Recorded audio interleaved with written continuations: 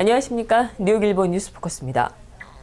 대한민국 무공수훈자회 미동부지회가 4월 30일 플러싱 금강산 지하특실에서 정기 회합을 갖고 안보의식 고취와 함께 회원 간의 화합과 침묵을 도모했습니다.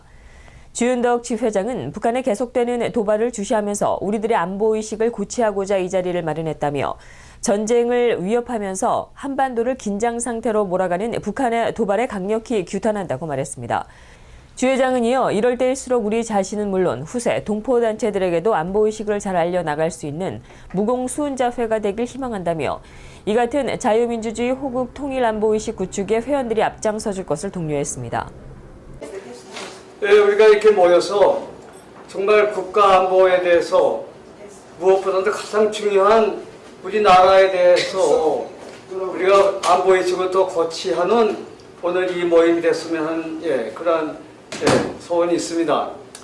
그래서 우리뿐만 아니라 우리 자신도 그 안보의식을 자꾸 완강하게 확실하게 이제 굳혀놓고 우리 후손들과 또 미국의 우리 교포단체도 이 안보의식을 잘 고쳐나가 교육할 수 있는 저들 무공수훈자회가 되기를 간절히 바라겠습니다. 김수흥 영관장교회 회장은 우리가 목숨 걸고 싸우고 지켜온 대한민국은 이제는 산업화와 민주화를 동시에 이룩하고 한류의 열풍이 세계에 몰아치는 자랑스러운 나라가 됐다며 조국 건설의 씨앗이 된 우리는 앞으로도 미주 이민사회 화합과 행복의 기수가 돼 나가자고 말했습니다. 우리는 대한민국 역사가 요동치던 20세기에 일제의 침탈과 압제에 이어서 6.25 한국전쟁 그리고 베트남 전쟁 등에서 목숨 걸고 내 나라와 내 나라의 명예와 조국 수호를 위해서 싸워온 전우들입니다. 그 중에서도 오늘 이 자리에 오신 우리 회원들은 조국과 국민들이 직접 참 잘 싸웠다. 죽음으로 나라를 지켜준 공로를 치하한다면서 가슴에 달아준 그러한 훈장을 받은 자랑스러운 국가의 간성들입니다. 우리는 조국 대한민국을 앞장서서 지켜온 무쇠팔 수문장들이라고 생각합니다.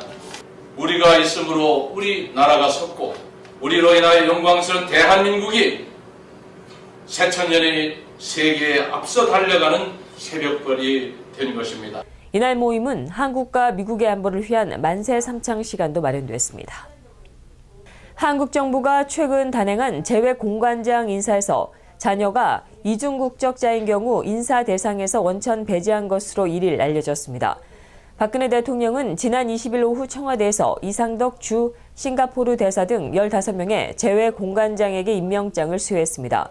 한국 정부가 자녀의 국적에 문제가 있을 경우 공관장 인사에서 제외한 것은 자녀의 이중 국적 문제를 해소하는 것을 전제로 공관장에 부임한 인사들이 자신들이 작성한 자녀 국적 회복 확약서를 이행하지 않은 사례가 나타나고 있기 때문인 것으로 분석됐습니다. 박 대통령은 2014년 춘계 공관장 인사를 할 때 이중 국적인 자녀를 둔 일부 공관장 후보들에게 자녀의 한국 국적 회복과 병역의 의무 이행을 조건으로 특명 전권 대사에 임명했습니다. 박 대통령은 이후에도 자녀 국적 회복 확약서를 받고 공관장 인사를 진행한 것으로 알려졌습니다.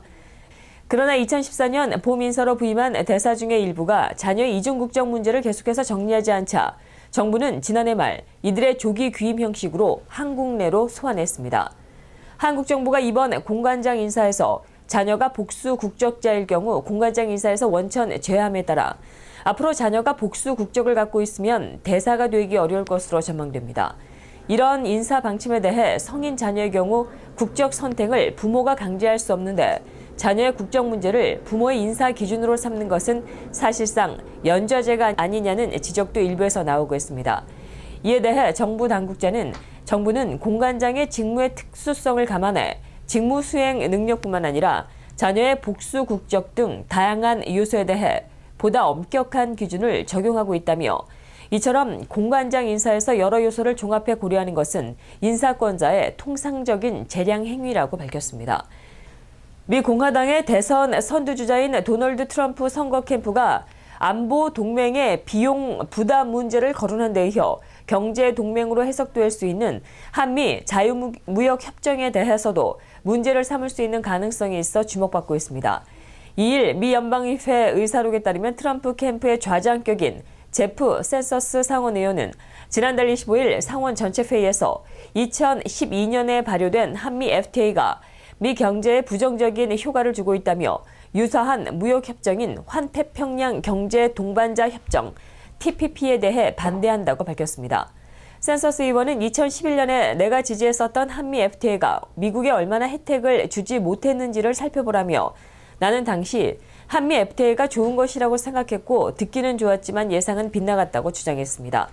그는 2011년 협정에 서명했었던 버락 오바마 대통령은 한국에 대한 수출이 매년 100억 달러 늘어날 것이라고 밝혔다며 그러나 오히려 수입만 120억 달러가 늘어났고 수출은 지난해 기준으로 2011년에 비해 수억 달러도 채 늘어나지 못했다고 주장했습니다.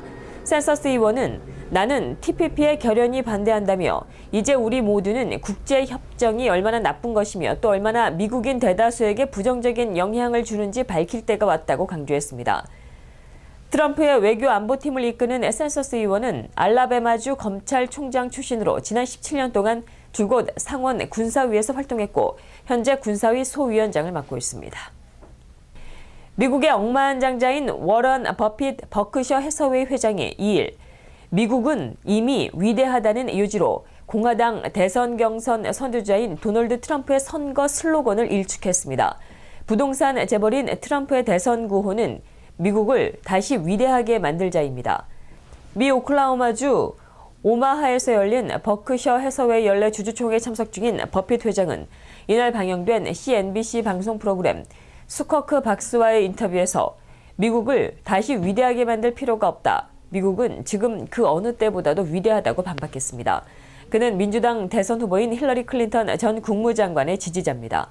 버핏 회장은 이 나라는 제대로 움직이고 있다며 두 차례의 세계대전과 대공황을 거치면서도 20세기의 다우지수가 16에서 11,400으로 뛰어올랐다며 우리는 이제 시작이라고 말했습니다. 미국에서 3살 이하의 아기가 쏜 총에 맞은 사람이 올해 들어 최소 23명인 가운데 총을 쏜 아기를 포함해서 모두 11명이 숨졌다고 미 일간지 워싱턴 포스트가 1일 보도했습니다. 이 신문은 올해 1월 1일부터 현재까지 미국에서 걸음마를 배우는 단계인 1살에서 3살 사이의 유아가 부모가 숨겨둔 총을 꺼내 자신이나 다른 사람들에게 우발적으로 발사한 사고 사례를 조사한 결과 이같이 집계됐다고 전했습니다. 이런 수치는 지난해 같은 기간인 18명에서 상당히 늘어난 것입니다. 유아에 의한 총기 사고의 최대 피해자는 총을 쏜 아기들인 것으로 나타났습니다. 어른들의 부주의 등으로 총을 만지게 된 아기들이 위험성을 인지하지 못하고 총구를 자신에게 겨눈 것입니다. 올해 유아 총기 사고를 당한 23명 가운데 13명이 바로 이런 경우였습니다. 사망자는 모두 11명이었는데 그중에 자신을 향해 쏜 아기가 9명을 차지했습니다. 삼성전자가 애플의 텃밭인 미 스마트폰 시장에서 1위에 오른 것으로 나타났습니다. 2일 홍콩의 시장 조사 기관인 카운터포인트 리서치에 따르면 삼성전자는 지난 3월 미 스마트폰 시장에서 점유율 28.8%를 차지해 지난 4월 이후 11개월 만에 1위 자리에 복귀했습니다. 1년 전만 해도 33.9%로 1위를 유지하던 애플은 23%로 떨어지며 2위에 그쳤습니다. 갤럭시 S7이 전자 갤럭시 S6보다 미국과 유럽에서 특히 반응이 좋은 데다 애플의 대표작인 아이폰 6S는 인기가 떨어지고 있는 결과로 풀이됩니다. 미국에서 동물 학대 논란에 시달려온 동물쇼가 잇따라 사라지고 있습니다. 미 최대 코끼리 서커스단인 링링 브라더스 앤 반엄 벨리 서커스는 1일 로드아일랜드주의 프로비던스에서 마지막으로 코끼리 쇼를 펼쳤습니다. 이에 앞서 펜실베니아주의 월클스베리에서도 링링 서커스단에 소속이 된 5마리의 또 다른 코끼리가 마지막 공연을 했습니다. 이날 공연을 끝으로 이들 코끼리들은 플로리다주에 있는 보호센터로 이송이 돼 남은 삶을 살게 됩니다. 미 서커스단의 코끼리가 등장한 것은 200년도 더 됐고 링링 서커스는 1882년도부터 코끼리 쇼를 시작했다고 AP통신은 전했습니다. 링링 서커스가 코끼리 쇼를 중단하고 코끼리를 보호센터로 보내기로 한 것은 동물 보호단체의 압력에 굴복한 결과입니다. 휴메인 소사이어티 등은 코끼리를 훈련하는 과정에서 동물 학대가 일어난다며 중단을 요구했습니다. 링링 서커스는 이런 압력을 견디지 못했고 코끼리 쇼를 중단했지만 번식 프로젝트와 암연구 프로젝트에도 활용하지 말라는 동물 보호단체 요구는 받아들여지지 않았습니다. 이상으로 뉴스포커스를 모두 마치겠습니다. 시청해주신 여러분 고맙습니다.